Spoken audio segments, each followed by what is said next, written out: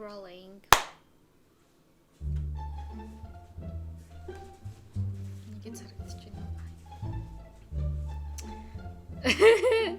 Чи ингээ хажууд хараад төгсөж байгаа юм уу? Яах вэ? Зэ. Жаа яах энд суучихгүй даарай.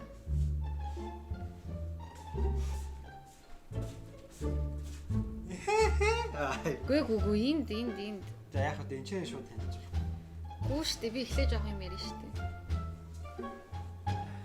Битгий чимээ гаргаарай заяа. Сайн байцгаана уу эрхэм хүндэт үзэгчтэй.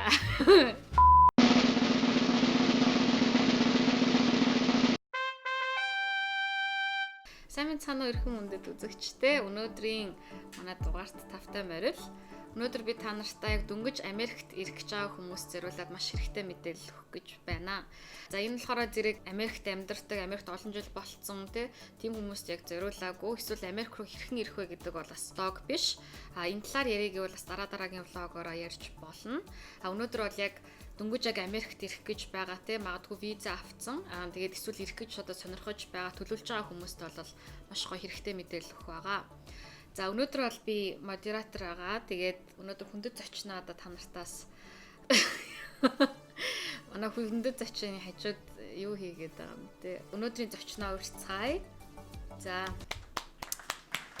өнөөдрийн манай зочин бол За нэвтрүүлэг банантай орохгүй шүү дээ. тийм үү. За sorry. За яа.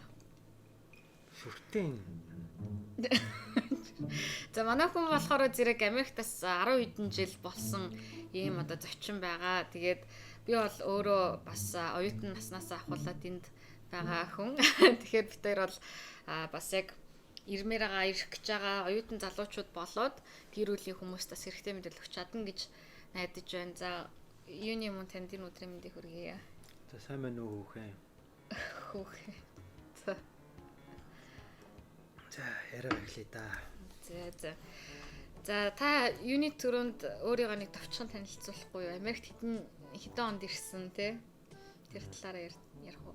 За би 2007 оноос хойш Америк нэгдсэн улсад ажиллаж амьдарч байна. Тэгээд энэ чинь high school-д сурчаад, high school-д төгсчөөд Монголдо очоод жоох амарчаад буцаад энэ чинь ирээд коллежоо төгссөн байгаа. За баяр хүргэе.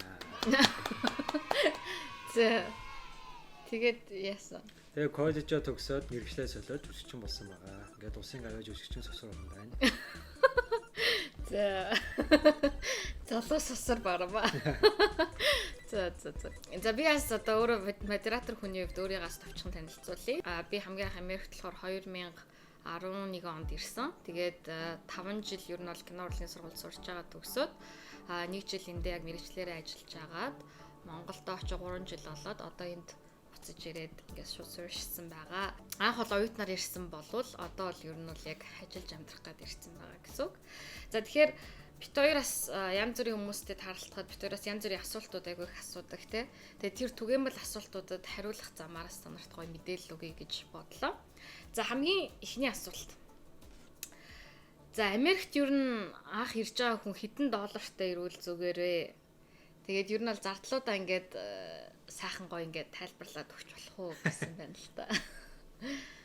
Америкт анх ирж байгаа хүн бол ер нь бол $2000 байх юм бол яг нэг 2 сарынхаа зардлыг бол ер нь бол даачнаа л гэж бодож байна.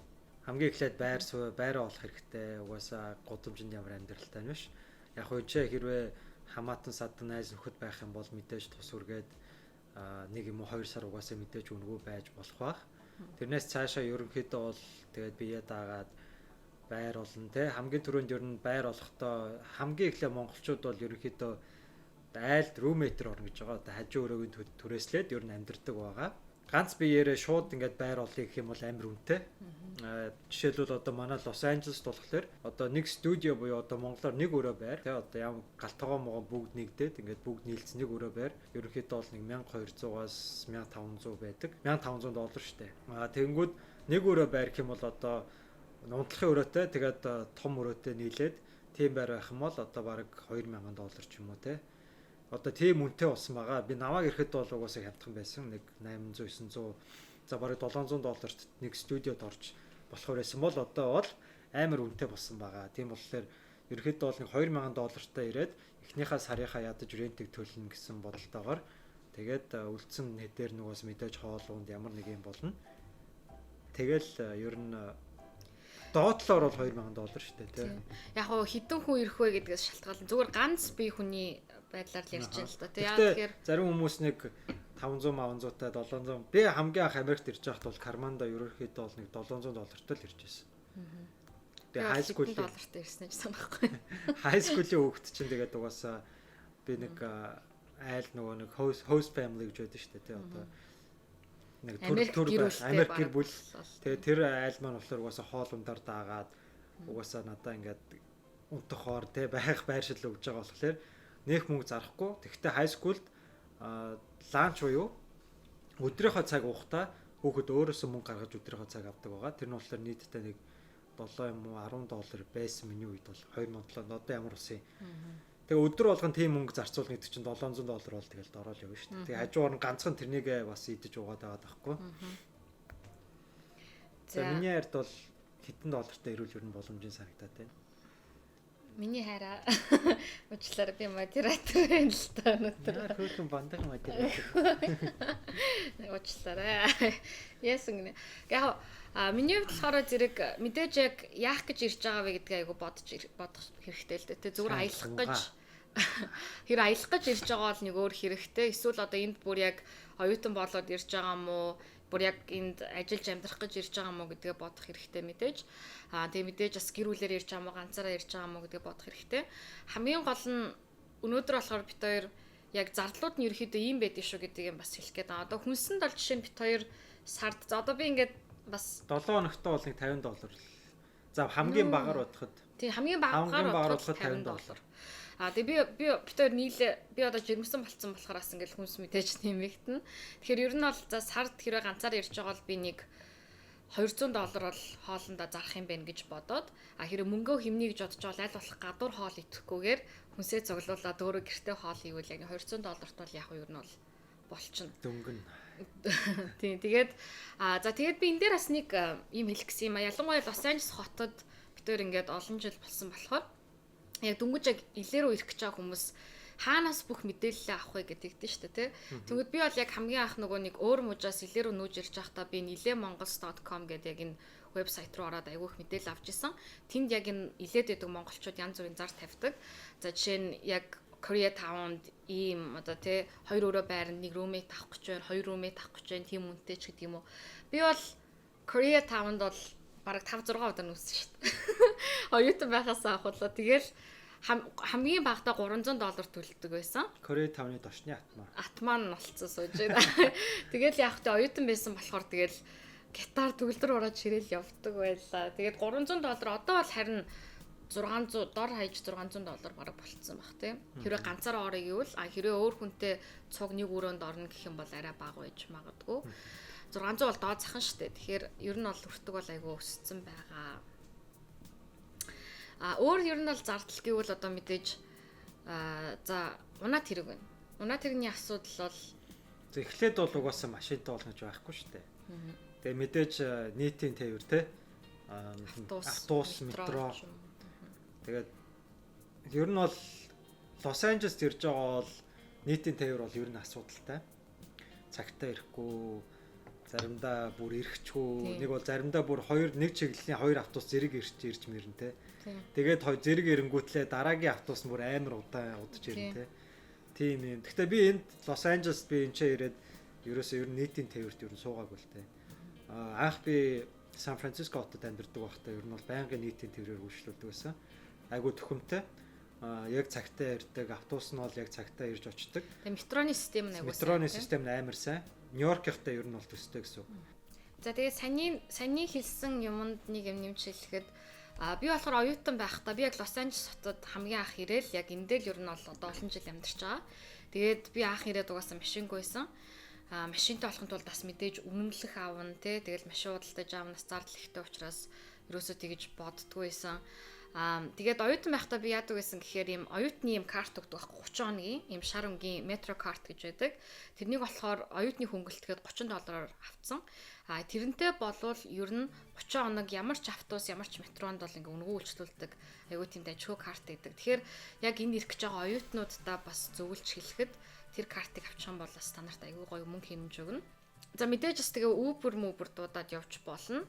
Гэхдээ Uber бол одоо амар үнэтэй болцсон байсан тийм. За Америкт ирээд ажил хэрхэн олох вэ? Ер нь ажил хийж болох уу гэдэг ийм асуулт байна. Ажлын визтэй, оюутны визтэй ирсэн бол угаасаа ажил хийж болохгүй. Үнэхээр ажлын визтэй ирээгүй л бол оюутны визтэй авах бол яг сургуультай ажиллах эрх авч болно. Тэрнээс сургуулаас гадуур ажиллах бол эрх авахд айгүй хэцүү байдаг. Одоо ямар нэгэн аргаар бол бас авч болдог. Тэр нь болохоор одоо гэр оронд нь одоо өөрийн тэтгэх мөнгө төгрөггүй болсон ч юм уу те. Одоо сургуулийн төлбөрийг хийх мөнгөгүй болсон ч юм уу тэрнийгээ мэдүүлээд өргөдөл гаргаад гадуур part time ажил бол хийж болно гэсэн. За ер нь бол манай монголчуудаас ингээл яг болохгүй юмыг болгох гол айгүй тийм эрэг хүмүүс байдаг л доо тий. Мэдээж тэр яг зан чанар нь айгүй зөв ч гэсэн Америкт бол бас мэдээж хамгийн гол нь хууль ёсны байх нь айгүй чухал байдаг. Хуулиа дагаж мөрдөх хэрэгтэй байдаг. Хамгийн анх би болохоор зэрэг жижигхэн мужийн нэг сургуульд ирж исэн. Тэтгэлэг аваад. Тэгээ тэндээ би айгүй азтай одоо яг соогийн элдгээр тэр номын санд нь ажиллах гэж байгаад ажиллах эрх авч исэн. Тэгэл түүнээс хойш тэр дугаараа аваад одоо хүртэл ингээл тэр дугаараар ингээл ажиллаад явж байгаа. Дараа нь одоо би тэр social security number гэдэг юмыг ярина. Зүгээр аялын визээр ирэх гэж байгаа болвол ажил хийж болохгүй. Кашаар буюу бэлнээр бол одоо яг хуу ажиллах ч юм уу те хууль бусаар л ажиллана гэсэн үг. За хууль бусаар нь хэрвээ ажилламаар байгаа болвол ямар нэгэн компани эндээс өөрийг чинь спонсорлох хэрэгтэй байдаг. Тэгэхээр одоо жишээ нь юу гэдгийг үнэхээр өөрөө гайхамшигтай чадвартай байлаа шүү дээ. Тэ одоо юу гэдгийг компьютерийн софтвер айгу мундаг инженер ч юм уу. Тэгээд одоо Google гэдэг компанид apply хийгээд магадгүй өөрийг чинь авъя гэж байгаа бол тэр компани өөрийг чинь спонсорлоод тэгээд өөр төрлийн H1 гэдэг виза гаргаж өгөөд өөрийг чинь авчирч болно гэсэн.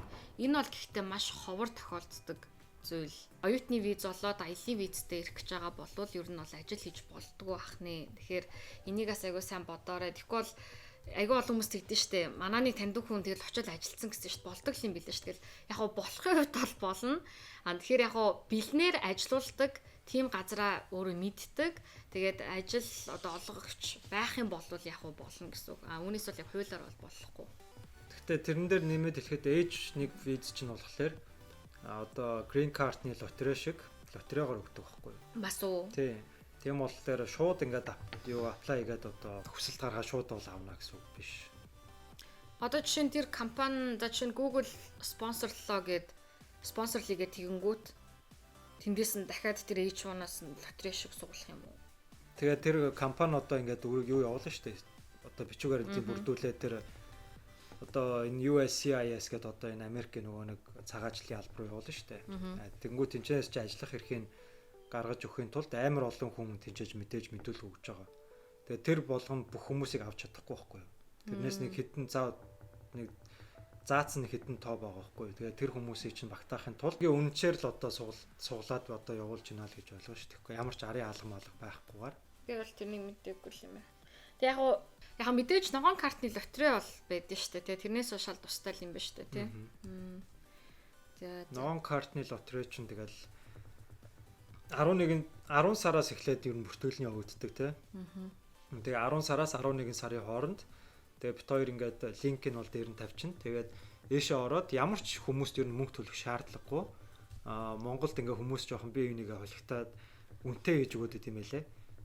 Гэхдээ та ямар ч хүнийг хүсэлгүйгээр зөвхөн өөрөө энэ үнэгүй вебсайт руу ороод өөрийнхөө пассвортынхаа зургийг оруулаад Америкийн визний зураг гэсэн үг. Кавдраа тэмчээтэй. Тэгээд тэрнийг оруулаад өөрийнхөө мэдээлэл өгөөд тэгэл ер нь ногоон картны лотерейд өөрийгөө бүртгүүлж болно гэсэн үг. Тэрнээс гадна түрүүний хэлсэн ilemongols.com болоод Facebook дээр болохоор Cool Mongolians in LA гэдэг ийм групп байдаг. Facebook-ийн групп. Тэнд ороод үзээрэй. Тэнд бол янз бүрийн төрлийн зар байгаа. Тэгэхээр зүгээр ингээл хэлээд орох чи тэгэхээр өөрсдөө ороод үзээрэй. Тэнд бас та нарт хэрэгтэй мэдээлэл байж магадгүй. Тэгээд яг өөр хотуудад бас мэдээж тийм Facebook group, website байдаг гэж магадгүй. Би бол мэдгүй. Жишээ нь санд ямар website, тийм group байдгүй. San Francisco Cool Mongolians гэж байгаа шүү дээ. Бас Facebook ер нь бүгд нэг хүн нээсэн л group байдаг юм л та. Cool монголчууд. Cool Монгол залуулын нээсэн group байдаг. Тэгэл ер нь тэнцэнээс хүмүүс зараа тавина, тэгэл ажил олно, ажил олгоно. Янз бүрийн юм болно дөө тэгэл. Хоол зарна тэгэл. Тэгээд тэр хэл ус гайгүй бол Craigslist гэдэг вебсайт байдаг. Тийш ороод янз бүрийн ажлууд хайж болно. За тэгэхээр дараагийн яг хэсэг рүүгээ орё л та. Яг хоо ажиллах эрх гэж юм яриад байгаа. Ер нь ажиллах эрх гэж юм яг юу юм бэ? Тэрнийг яаж авч болдго юм бол? Ажиллах эрх гэдэг юм чинь болохоор ямар нэгэн визээр ирсэн хүн одоо ажиллах эрхтэй болж гинэ л гэсэн үг л дээ. Ажиллах эрхгүй байжгаад эрх авч гинэ л гэсэн үг байхгүй юу? Энтхийн иргэд бол ерөөсөө тийм ажиллах эрх мэрх гэсэн мэдээж байх шаардлагагүй. Ногоон карттай байнгын оршин суугч иргэн бол тийм ажиллах эрх шаарддаггүй. Ажиллах эрх яагаад шаарддаг вэ гэхээр одоо нэгээ social security number гэдэг юм авна штэ. За яг наадах чинь л одоо ярих гэдэг. Social security number гэдэг юм ихлээр хоёлаа ярив да. Тэр нь юу юм? За social security number гэдэг маань болохоор иргэний бүртгэлийн дугаар л гэсэн үг юм да. Тэгээд иргэний бүртгэлийн дугаар нь яадаг вэ гэхээр тэрүүгээр хүн цалингаа авна те, цалингаа мэдүүлнэ, такса бодуулна. Дээрэс нь өөрөө чинь бүх хувийн мэдээллүүд тэнд байдаг. Social security number болохоор одоо яг 9 цифртэй яг юм дугаар байгаа тий. Тэгээ энэ яг амар чухал юм нь одоо credit score-аас хардаг тий. Жишээ нь одоо ингээд ер нь хамгийн гол яах гэж энэ бий болсон гэхээр зэрэг яг хүнийг ингээд track хийх зорилгоор бий болсон юм билээ. Нэгсэндээ одоо хүнийг хянах гэж штэ усаас тий. За энэ хүн өмнө ямар ажил хийжсэн байна, гэмт хэрэг хийжсэн байна уу? Тэгээд банкнаас зээл авчаад буцаагаад мөнгө төлжсэн байна уу гэдэг тэр бүх юмыг хянах гэж бол энэ дугаарыг ингээд гаргаж ирсэн байгаа байхгүй. Тэгэхээр social security number бол одоо юу гэдгийг та юу банкнаас зээл авах гэж байгаа бол бас энийг чинь харна тий. Байранд орох гэж байгаа бол бас энийг чинь харна гэсэндөө өөрийн чинь одоо бүх Америкт хийсэн юм чинь бас ингээ хянжил байна л гэсэн үг л. Хувийн мэдээлэл чинь ингээд хянж байгаа гэсэн үг. Тэгэхээр social security number-гуу тийм юмгүй болвол ер нь бол ажил хийж чадахгүй, хууль ёсоор ажил хийж чадахгүй гэсэн үг. Тэгэхээр эхлээд заавал энийг авдаг. Гэхдээ энийг аваад шууд бол ажиллаж болно гэсэн үг биш. Яа тэгвэл визтэй байжгаад сургуультай ажиллах эрх чамд өгөх юм бол эхлээд сошиал аваад тэгээд дээрэс нь work authorization гэж юм уу те одоо ажиллах эрх өгж гинэ гэд. Тэгээд тэрнийг жил болгон бас 2 жил болгон сунгуулдаг 2 илүү 3 жил. Тэгээд тэр чинь $400 байдаг. $400 болгоод ажиллах эрхээ сунгуулад ажиллаж болж гинэ гэсэн үг. Тэр чинь хэрвээ ажиллах эрхээ чинь хугацаа дууссан бол ажиллаж болохгүй гэсэн үг те. Тэгээд би хамгийн анх энд ирчээд мэддггүй байсан, эртхэн мэддэг гэж бас айгүй их бодсон л доо. Тэр нь юу гэхээр нөгөө credit score гэж юм яриад credit score гэдэг. Тэр нь юу гэхээр зэрэг энд ирээд бас нэг хийх ёстой чухал юм чинь бол Америкийн банкнд бол ер нь дансаа нийлэгч хэрэгтэй, нэг карт авчих хэрэгтэй тий. Нэг нь зээлийн карт, нэг нь одоо хадгаламж зүгээр энгийн дебит карт ч юм уу. Social бол кредит карт авч чадахгүй тий. Тэгэхээр social авчаад кредит карт авчаад авах нь social авчаа шууд кредит карт авцсан айгуу дээр яагаад тэгэхээр тэр зээлийн картаараа одоо жишээ нь сарынхан $200-ийн хүнсийг авлаа тий. Тэгээд эргээл тэр $200 буцаагаал зээлийн картантаа ингээ хийгээ яваад авах туссан онооч өсөө яваад идэг. Тэгээд бүр ингээ онооч өсөх юм бол сүүлдээ одоо $500 лимиттэй карт чинь 1000 болоод 100000 болоод ингээ айгуу хурдан өсөө явчихдаг байхгүй. Тэгэхээр дараа нь зээлэр одоо ингээл гэртээ телевизээр авах ч байдаг юм уу те. Тийм авахд ч хүртэл тэр онооч нь бол айгуу хэрэг болдсон билээ. Би тэрнийг болохоор хамгийн ахыг нь Монгол айлд ирээд бас яг ингээд оюутан байхдаа нэг өрөөг нь төрөөсөлж амьдарч байхдаа ойлгосон байхгүй. Тэгэл зарим хүмүүс бол тэрнийга тэгэхээр айгуу чухалчилж үздэг. Яна уучлаарай бит хоёрын кредитаас унах аюултай учраас бит хоёр ингээд юу яч чадахгүй карт ашиглуулж чадахгүй гэл айгуу тэгдэг. Тэгэхээр бас айгуу анхаарах хэрэгтэй юм бэл.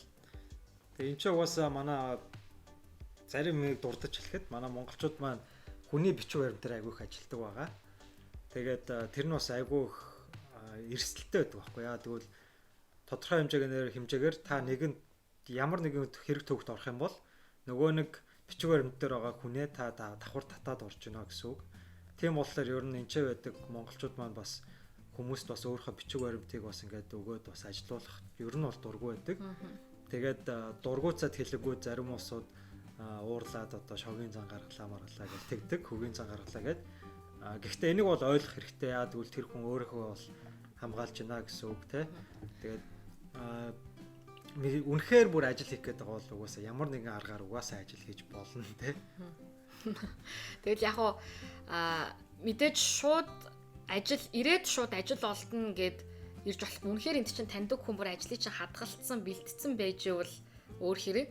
Тэгэхгүй бол би бас айгүй олон хүнийг харж ирсэн л да. Ирээд за ажил олдчих واخ гээд 2-3 сар ажил олдохгүй бүр нөгөө түрээсэндээ хамаг мөнгө өрөөд ингээд айгүй хэцүү байсан хүмүүсийг би бас харж ирсэн. Тэгэхээр яг Америкт ирэхээс өмнө заавал бүх юмаа төлөвлөөд жишээ нь одоо амьдрах байраа хүртэл ч гэсэн хэдэн хоногийн өмнөөс одоо түрээслээд авсан байх хэрэгтэй шүү дээ. Тэгэхгүй бол ирээд хин чамайг тусахын те. Ер нь бол хүмүүс тэгдэг л болцсон байлээ. Тэр Cool Mongolian Center-ээс шууд зар тавиал те. Би одоо Монголоос ирэх гэж байгаа хажуураа хайж ин мэж ингээ шууд бичээл. Тэгээд хүмүүс угаасаа шууд олдог болцсон байлээ. Миний намайг анх ирж байхад бол ер нь бол хүмүүс нэг тэгдэггүйсэн. Ирээл юугаач мэдэхгүй зарим хүмүүс ирчээл те. Тэгээд айгүй хэцүү. Байр савуулдахгүй заримдаа айгүй хэцүү байдаг. Одоо бол тэгэл интернетийн ачаар бол бүх юм л болж байна шүү дээ. Гоё болж байна л та. За дараагийн асуулт бол за яг энэ арай зугаатай асуулт байх гэж бодож байна л да. Америкт одоо аялах гэж ирж байгаа хүмүүс бол одоо аль болох хямдхан хэрхэн аялах боломжтой вэ? Ямар нэгэн тийм зөвлөмж байна уу? За хамгийн эхлээ Монголоос майхаа авчрах хэрэгтэй. Мөнгө хэмнэ гэж бодож ивэл мэдээж майхантай гадуур дотор майхнаас бол сайхан. Ер нь бол тэгэл homeless гэр оронгүйгээд байгаа хүмүүс чинь бол яг майханд годомжтой. Бид нар чинь бүгд мөнгө хэмнэж байгаа тийм аялын жуулчилж байгаа хүмүүс шүү дээ бүгд. Тийм амар. Мэдээгүй юм уу? За хамгийн хямдхан аялал гэх юм бол мэдээж таньдаг хүн дээрээ ирээл тэгэл өнгөө байх. Хоног төөрүүлээл тэгээд хэв унаас автах юм бол бүр сайн гэдэг. Найздаа тэр таньдаг хүн чинь тий. Монголоос нэг сайхан харуул сайхан ховрын юмнууд авчирж өгөөл. Тэгэл сайхан нэг ганц 2 хоног ингээл сайхан унаа тэргийг ашиглаад гадуур дотор яваал. Тэгэл явах арга штэ.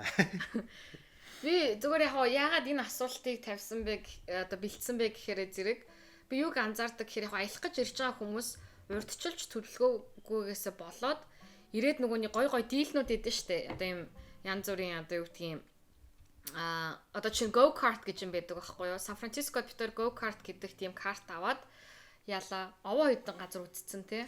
Ер нь бол туристийн газар газруудаар л ерөнхий явуулт. Одоо аялал жуулчлалын алдартай газруудаар нь.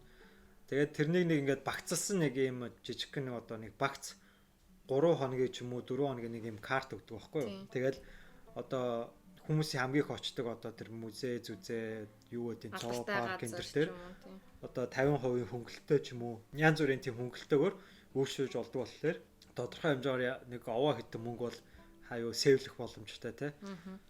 Тэгээ тиймээс гадна нөгөө Living Social гэл бас юм вебсайт гэдэг нь шүү дээ. Тэнд бол ингээл зарим газруудад яг ингээд дийл өгцөн байдаг аахгүй.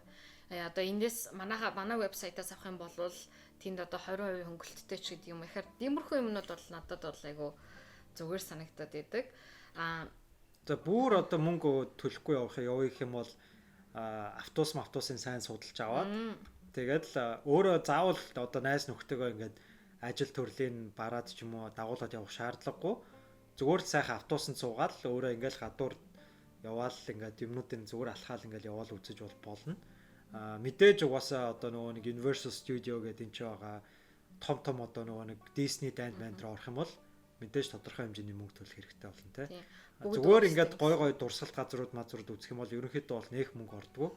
Ер нь бүгд толцоо ер нь тиймэрхүү газрууд бол ер нь бол үнэгүй байдаг. Одоо Холливуудын гудамжч байд юм уу тий. Тэр бол зүгээр л гудамж юм чин алхаал явчих болно. Яг энд яг Монголоос дөнгөж ирсэн хүмүүс айгүй Uber дээдэг. Uber бол айгүй үнэтэй. Тэгээд тийм болохоор ер нь бол автобус юм уу метрон цогоо явсан дээр илээд нэрээ шинэ метроны буудлууд гоё баригдаж байгаа юм билэ. Тэгэхээр эндээс юу вэ? Уучлаарай. Тадын нэхгүй маа. Юу вэ? Би тийм талмал юм үздэг юм биш. Тэгэхээр эндээс жишээ Далай Мала Санта Моника Pier ч юм уу нэг алдартай газар руу орохын тулд удахгүй бол яг метроор ер нь бол явж болохоор болж байгаа юм билэ. Одоо болдог болсон мөлөө. Blue Line суугаад байна. Одоо болдог болсон л та. Тийм.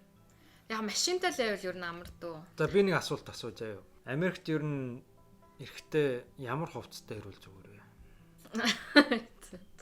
Маш сериосны асуулт байна. Сериосны одоо ингээл Орос үг бүр Монгол үг болсон үстэй. Сериосны гэж ярьсан. Маш чухал асуулт байна. Орчуулагч. синхронны орчуулагч сууж байна. Өөрийгөө дандаа орчуулдаг. Excuse me юу гэсэн үг юм. За ер нь мэдээж улирлаас шалтгаална. За та нар мэдж байгаа сонссон бол Лос Анжелес бол үнэхээр гоё улиралтай хот байгаа. Калифорни мужи бол ерөнхийдөө илээд гэхдээ яг мэдээж зуны улиралд бол айгу нэмгэн л хувцлах хэрэгтэй. Илээд хэдий уур амьсгал гоё идэг ч гэсэн яг 11 сар удаа гараад маш хүүтэрдэг. Одоо л айгу хүүтэн болцсон байгаа ер нь. Тэгэхээр энийг нэр анхаарал 11 сар, 12 сар, 1, 2, 3 сар хүртэл ер нь бол айлч хотод айгу хүүтэрдэг учраас бас зузаан хувцас авчрах хэрэгтэй. Тэгээд ер нь бид нар ингэж андуурдаг штэ. Бүр хүүтний улиралтай орноос ирж байгаа юм чинь Америкт ирээд алцахгүй гэдэг бүр яг эсрэгээрээ энд ирсэн монголчууд бүр улам даарад идэг. Яа тэгэхээр бид нар багаасаа нөгөө нэг бөөцөлөөд бүр багаасаа ингээд ерөөсөө өөрсдөө дулаалаас урцсан учраас энд ирээд ингээд бүр айгүй зузаан хувц өмсөхгүй болдгүй юм билээ. Энд Америкчууд болохоор бүр нүцгэн яваад яах чдгүү те. Амар чэрэг усууд байдаг шүү дээ. Одоо ингээд бүр битэр хөлдөж өгөх гээд ах чинь юу вэ? Доогоороо нүцгэн шорт. Тийм баг бандажтай байж. Тавчиг мавчигтайгаа явж идэв шүү. Тэгэхээр ер нь бол шал худлаа юм билээ шүү. Жохон дулаан хувц өмсгөл хэрэгтэй юм билээ. Би яг энийг бүр ингээд бас айгу хэлье гэж бодоод байна. За Америкт ирээд яг юм гоё хоолны газар хэрэг болох вэ? За Америкт ирээд хамгийн гоё хоолны газрыг олох арга бол мэдээж ухаалаг утсаа ашиглаад Yelp гэдэг аппликейшн суулгаж аваарай. Тэгээд тэнцэнээс хүмүүсийн бичсэн одоо review те одоо сэтгэлийн уншаад хэр газар байна тэрнийг мэдэж болно. Нэг бол таньдаг таньдаг найзаасаа зүгээр асуугаад хамгийн дуртай ресторан руу ороход л хангалттай тий. Гэхдээ Америкт амьдардаг хүн бол Yelp-ийг мэдэхгүй хэн байсан гэж магадгүй. Тийм учраас дахиад хэлэхэд энэ бол яг дөнгөж ирэх гэж байгаа Америкт баг өмнө ирж байгаагүй хүмүүс зориулсан влог шүү. Тэгээд Yelp-т би яагаад айгуу дуртай вэ гэхээр заримдаа ингээд хямдхан ирнэ айгуу гоё үйлчлэгээтэй, гоё амттай, том порцтой тийм хоолны газруудыг айгуу олох боломжтой байдаг байхгүй. Тэгэхгүй бол айгуу олон удаа би ингээд айгуу disappointed болж исэн тий бүр ингээд сэтгэл готрлын өвчнөгөөр өвчнөсчихсэн. Амар уурээд. Тэгэл яг амар гоё газар гэж бодоод очингууд амар үнэтэй тэгсэрний ирж байгаа хоолны хачин байхаар бас айгүй онцгүй дээ штэ. Тэнгүүд чинь айгүй гоё хямдхан ирнэ айгүй гоё хоол идчихэр хүчний цаанаасаа ингээл бэлхаалаа.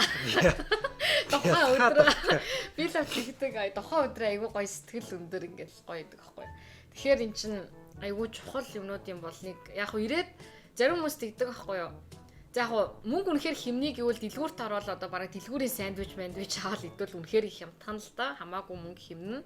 Гэхдээ мэдээж гоё яг Америкт ирсэн юм чин гоё хэдэн удаа чолоо нэг хоолны газар орё гэвэл бас Yelp заавал орж үзээрэй. Гэхдээ заримдаа Yelp худлаа байх гал эдийн зарим тохиолдол тий. Гэхдээ гайгүй. Ер нь бол гайгүй. Тэгээд за дараагийн асуулт Америкт мөнгө хураах боломжтой юу? За хураа гэдэг өөрөө бүр юу яцсан бол зоригтой байх юм бол хураах боломжтой. Гэхдээ Америк бол амар юу зардалтай орон. Ерөөсөө гэрээсээ гараад хөдлүүл ер нь бол мөнгө. Яг л энэ ч нөө капиталист орн болохоор хүн болгон бүх юмаа үнэлсэн байдаг. Одоо хүнээс одоо бараг тусламж уухад бараг мөнгө нэхэнтэй. Тэгвэл арайч тийм байхгүй л те. Яг хөө зүгээр хэтрүүлж хэлэхэд те. Түүнээс бол тэгтээ бол ер нь бол хөдөлгөл мөнгө байдаг. Олсон ашигынхаа одоо нэг 10%-ийн цааш нь хийгээд тахад бол ер нь бол гайгүй болно л гэсэн үг. Яг тэгэхээр яг одоо ингээ ажиллаж байхад үнэхээр яг мөнгө хураа гэд бодоод ирсэн хүмүүс байгаа хгүй. Тэгэл 4 жил бүр тасралтгүй бараг 7 хоногийн 7 хоног ажиллаад үнэхээр мөнгө хурааж чадна. Тэгэл одоо юу гэдгийг хоёр найз нэг өрөөгөл одоо цуг ингээл түрээслээл те. За тэгэж бодлоо л доо. Жишээ нь сарын чин цалин $4,000 байлаа те. Тэгвэл байранда хоёулаа хувааж төлж байгаа юм чин за $1,200-ыг авшаа нэг хүнээс 600 гарлаа штэ.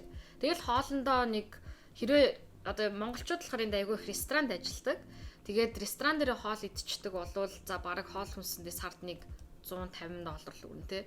Ингээ бодохоор бараг цаана $3,000 ингээ сар болго хадгалах боломжтой байгаа байхгүй. Тэгэхээр ингэж явдаг хүмүүсийг би зөндөө харж ирсэн. Ялангуяа суши шеф бас айгүй хийдэг те.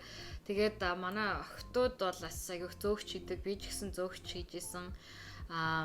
бас хумсан дээр айгүйх ажилладаг. Ер нь бол хот болгон өөр өөр ингэсэн онцлогтой юм лээ. Чикагод байдаг охтууд айгүй хумс хийдэг гэдэг. Илээд бол айгүй сушиний газар зөөвч хийдэг. Балет залуучууд нэг балет гэдэг юм лээ бас. Балет гэдэг маань болохоор машин парклдаг ажил гэсэн үг. Мэдэн л дээ. Монгол балет гэдэг юм уу? Биш. Тэгээ би тийм мэдэхгүй шүү дээ. Би тэг орчуулж өглөө сая.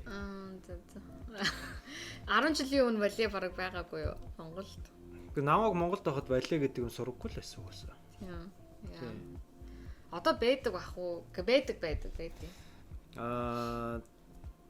Тэгээд Нью-Йоркт монголчууд айгүй их такси барьдаг гэж сонссон. Тийм үү? Тий. Бүр шар такси юу? Тий. Гэхдээ тэгээ янз бүр л байдаг бах тоо би бас сайн. Гэхдээ яг хотоос л айгүй яг шалтгаалтай. Өөр идэхтэй. Би бүр нэг юм бодоод би илээд ирснээсээ хойш л ер нь Korea Town-д байгаа. Тэгээ Korea Town гэдэг энэ хэсэг бол ер нь бол айгүй гоё хэсэг. Яг үндэ надад айгүй таалагддаг. Яа тэгэхээр бүх юмтайгаа айгүй ойрхон хотынхын төвд байдаг.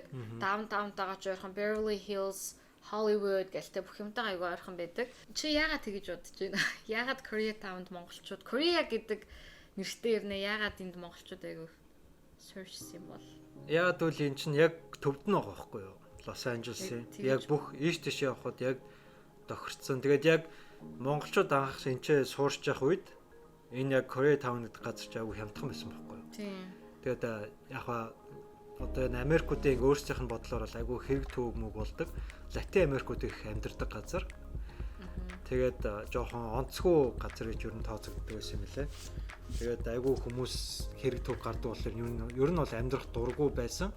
Харин эсэргээрээ өөрчлөгдөөд айгүй хүмүүс ийшээ нүүж ирээд тэгээд баг одоо олон залуучууд ер нь их залуучууд байдаг. Орион болоод байгаа шүү дээ. Vibrant одоо ингээд сонирхолтой ресторан ихтэй тэгэл шөнө өрөө гарч ордог газрууд ихтэй дүүчраас энд амьдрахад яг бүр гэр бүлтэй ингээд мэдээж настай хүмүүст бол жоохон хэцүү шүү дээ. Шөнө өрөө чимээ ихтэй хахаар жоохон хэцүү. Яг ер нь бол ихэнх монголчууд л ер нь энэ Korea Town-д авих байдیں۔ Гэхдээ ер нь нэг Азийн соёл чинь солонгосын соёл чинь нэг тийм шүү дээ. Ер нь их гунтдаггүй. Тий. Тэгэл хаасаагүй л нэг шүний уушийн газар, шүний одоо юу заригмны газар мазар гэл байдаг шүү дээ. Тийм газрууд айгүй ихтэй болохоор бас энэ Америкуудын бас сонирхлыг айгүй их татдаг юм шүү. Тэр Монголонгос гэдэг яг тэр шүний зах гэдэг шүү дээ. Хятадд бас байдаг. Тим юм яг Америкт бол байдгүй л дээ. Тэр болов нь амар гоё санагдаад байна одоо. Нэгэнт Азийн соёл ярьсан юм чинь. Азийн соёлд хоол идэхдээ ингээд сорж идвэл айгүй гоё байдаг гэсэн. Одоо тэр хүндээ хоолных амттай байдаг гэж өөрийнхөө ингээд илэрхийлж штэ тий ингээл амар гоё амттай байна гэл. Тэр заншлаа Америкт гарах юм бол бүдүүлэх тооцогддог. Би өөрөө бичлэн мэдэж авсан хүн байна. Бид нөгөө Америк айлд амьдардаг байхдаа тэднийх нөгөө спагетти ихгүй юу. Тэгэхээр би спагеттиг амар ингээл амар сороод ингээл амар таашааж идсэн байхгүй юу. Тэгсэн чи бүгд ингээ ангаа гарцсан. Би тэгээд ингээл яасан бэ гэж тэгсэн чи та соёлд ингэж иддгүү те. Тэгэхээр тийштэй ингээл зүгээр ингээл хамаагүй иддэж штэ гэсэн чи чамд гэж хэлэхэд ингэж идэх юм бол амар бүдүүлэг тооцтой шүү. Зүгээр л хэлж байгаа шүү. Тэгээ бид нэр амар гайхлаасаа. Бүгд миний тэр сорж байгааг сонсохгүй чимээгүй болцсон. Юу болоод байна гэж гайхаад байдаг. Америкт ер нь татвар ямар байдаг вэ? Америкт татвар бол айгүй өндөр. Бас тэгтээ яг аль хотод байгаасаа шалтгаална. Тэгээ татвар авдаггүй мужууд байдаг. Тэд нар болохоор Oregon тэгээ Montana гээд мужууд байгаа. Тэгтээ ер нь бол ихэнх мужууд нь бол татвар авна. Хамгийн их татвар авдаг мужи бол ер нь бол Калифорнитэй. Калифорни, Нью-Йорк хоёрлоо тий. Тэгээ Калифорни болохоор зэрэг бараг 10% болчихдог те нөгөө илээгийн татвар эдрэг гэсээр хагаад. Тэгээд энийг яагаад би дурдмаар санагдсан гэхээр бид нар яг ингээд анх ирээд би юусаа анзаардаг байсан аахгүй. Ингээл хүнс авахд хүртэл ингээд татвар нэмэгдээл байгаа шүү дээ. Тэгээд тэнийг нэг анзаарахгүй байгаад идэг ус. Яг сүүлдээ ингээд харахаар чинь би $100 юм авахд л $10 татвар өгч гинэ гэж бодохоор бид нар айгүй их мөнгө татварт өгдөг аахгүй. Тэгээд онлайнаар юм авсан ч гэсэн за жишээ нь би одоо юу гэх юм бүр Oregon байдаг тэ нэг компаниас юм авсан ч гэсэн би илээд амьдрдаг илээ рүү шиплүүлж байгаа учраас би бас л нөгөө 10% татвар өгдөг.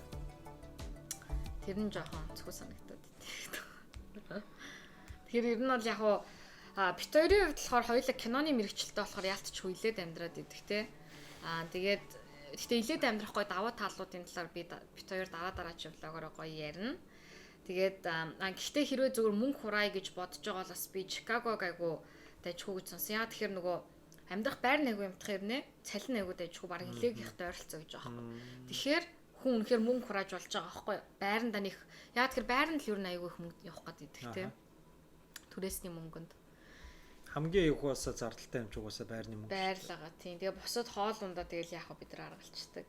За өөр ярих танд одоо ингээд өөр нэмж хэлэх юм байна уу? Чи яасан дайжгүй хүн бэ? За өнөөдөр та нартай хэрэгтэй юм бас хүргэсэн болов уу гэж найдаж байна. Манай нэвтрүүлэгт бас ингээд хүрэлцэн ирсэн танд баярлалаа. За тэгээд ингээд яг илээд ер нь бол яг Америкт дөнгөж ирэх гэж байгаа хүмүүстэй хандаж хэлэхэд бүх юмаа урдчлаа төлөвлөөрэй. Жишээ нь 10 хоног гэж байгаа болвол цаг хугацаа маш хурдан өнгөрдөг учраас за чинь энэ өдөр нь би яг ийм юм үзэн шүү. Энэ өдөр нь одоо яг ийм юм мэдэн шүү ч гэдэг юм уу те ингэж явна шигээ бүх юмаа бэлтцсэн байх юм бол Америкт бол үнэхээр гоё юм үзэх боломжтой. За энэ бол миний хувийн одоо зөвлөмж байна. Хэрэв оюутан болоод ирж байгаа болвол анханасаа бас бүх юмаа төлөвлөөд ирэх юм бол одоо хурдан эндээ суурших боломжтой гэсэн. За тэгээд танаас одоо эцсийн бас зөвлөмжийг аваад ингээд өндөрлөе. За. Хамгийн эхлээд ирэхээс өмнө мэдээж ойр дотны хүнтэй байвал маш чухал байдаг. Өөрт чинь хамгийн сайн байгаа. Тийм болохоор ойр дотны хүн байгаа газараа төрүүлж очивол ер нь айгүй урт хүнтэй байдаг. Нэг бол сургуулаар ирж байгаа бол арай өөртэй. Сургуулаар ирж байгаа бол та тэр сургуулийнхаа байранд байх шаардлагагүй. Зүгээр тэр ойр хаваарнд байдаг хямдхан юмнуудыг байр савыг бол Craigslist гэдэг одоо тэр вебсайтаар ер нь хайгаад олж болно. Craigslist бол айгүй янз бүрийн юмыг хайж олж вебсайт байгаа тийм. Тэгээд ер нь мөнгө хэмнэх боломжтой. Ер нь бол нийгмийг дахин хэлэхэд Google яг яад ч юм заримдаас ингээ Монголд идэх хүмүүсийг харахаар юусоо юу ч Google-тэхгүй шууд өөр хүнээс суух гэдэг. Тэгэхээр өөрөө бас ингээд судалгаа хийгээд Google дээр ингээ хайх юм бол мэдээж бүх юм байгаа. Тэгэхээр зөвхөн Craigslist гэхгүй бас өөр төрлийн вебсайтаас олох боломжтой шүү дээ. Тэгэхээр ер нь бол Google дээрээ. Тэгээд ирж байгаа залуучууд маань ер нь хэлээ сурахтаа аль болох гадаад хүмүүстэй байн харьцаад байх хэрэгтэй шүү дээ. Яагаад гэвэл зарим залуучууд маань бас ичээд ярьдгүү. Харин тэрний хооронд Америкчууд харин шал эсэргээрээ аль болох хэлэх гэж байгаа юм чинь ойлгох гэж айгүй хичээдэг. Тэгээд ойлгоод засаж өөрчн айгүй хэлж өгдөг. Тийм болохоор айгүй зүгээр. Яагаад гэвэл энэ чинь олон орны хүмүүс байдаг. Тэгээд дээрэс нь тэр хүмүүсийн маань эцэг их одоо хамаад садгууд нь ч гэсэн заримдаа одоо иммигрант буюу одоо цагаач хүмүүс байдаг. Тийм болохоор би энийг айгүй ойлгодог байгаа тий. Зарим орнууд харин тэгэнгүүт айгүй арьс өнгө юм уу тий одоо ингээд дөнгөж ирсэн одоо хэл ойлгохгүй гэж айгүй бас уурладаг орнууд байдаг. Харин Америкууд бол эсэргээр хамгийн айгүй их ойлгох гэж юу хичээдэг улсууд байдаг. Францд очихоор Францаар ярихгүй бол айгүй дургуутдаг гэдэг юм бэл шүү дээ. Тэр шиг би бол яг нэг тийм мэдэрч байгаагүй. Гэхдээ ер нь тэгдэг. Тэгээ тэрнээс гаднаас яг дан монголчуудтайгаа л байгаадах юм бол хэлчин сайд. Тийм бас айгүй хэцүү. Тийм болохоор аль болох гадаад найз нартай болох ч юм уу мэдээж Монголоос холд гэсэн үг биш. Аль болох гадаад хүмүүстэй л ер нь яриад байх хэрэгтэй. Тэ ер нь байнгын л ер нь ярьж байх хэрэгтэй. Тэгжээж ер нь хэлчин сайжирна. Хэл сайтай байх юм бол угаасаа энэ ч яриад юу л бол газар тохгүй л гэсэн үг те ер нь. Бүх боломж чинь нэгтэн. Тэгээд нэг хөгжилтэй юм гэвэл одоо энд ирээд солонгос газар ажилласаар агаад солонгос хэлэн сайжраад англи хэл нь баг муутцсан хүн байна. Тэгэхээр ер нь яг аль болох хүрээллээ яг англиар ярьдаг хүмүүстэй хүрээл үүсгээрэй гэж хэлье. За ингээ болцсон уу? За болоо. За тэгээд өөр мэдээж та нарт асуулт байвал доор комментэнд үлдээгээрэй. Тэгэхээр дараагийн влогороо бас яг иймэрхүү хэрэгтэй мэдээлэл та нартаас хүргэе гэж бодож байгаа. Тэгээ өнөөдөр миний урилгыг хүлээн авч ирсэн Сосор Барамгуй танд баярлалаа. За баярлалаа. За ганц үсчээ. Ганц үсчээ. Тэг болохгүй юу? За яг өнөрлөл. За. Ийм бандах хөрх юм. Юу юм бандахар хийж би таринч турхаа. Би тэгтээ харагдаж байна уу гэж харагдахгүй юм шүү. Гайгүй л шүү.